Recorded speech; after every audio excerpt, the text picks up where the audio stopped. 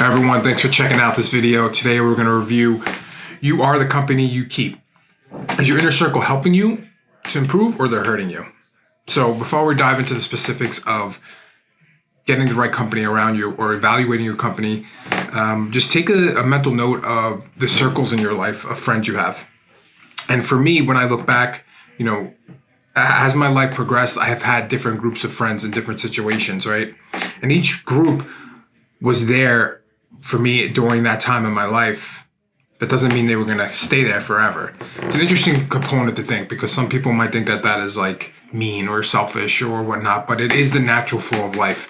If you are growing as a person, your circle is going to continually change because your values might change, what you want to accomplish might change, and that's okay. That's an important thing to understand.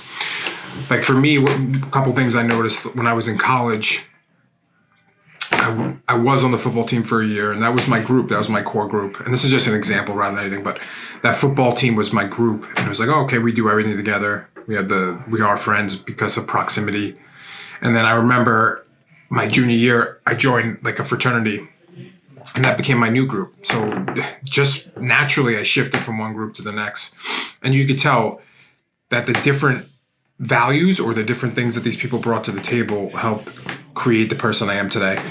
And as I went to grad school, it changed again, and now as an adult, it changed again. So your circles are going to change. The key component is, do you have that tight-knit group of people who are going to keep pushing you forward?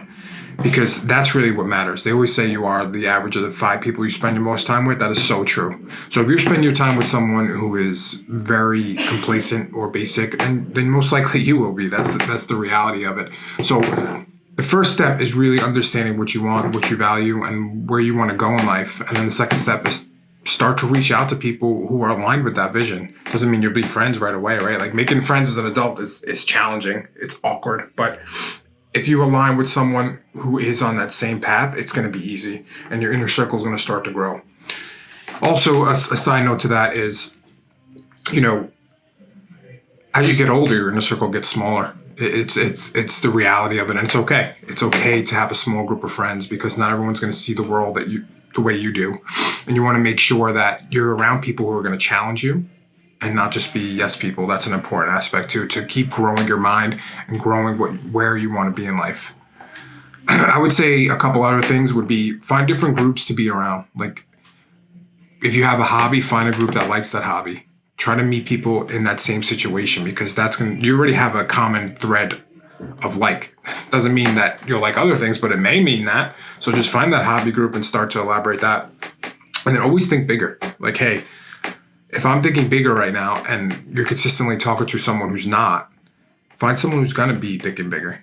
I always think about that in my life. Like, am I thinking big enough, and consistently challenging my thought process to keep thinking bigger and bigger and bigger, because, what's the point if you're not? So if you like that video, give us a like, follow, share. Thanks for checking it out.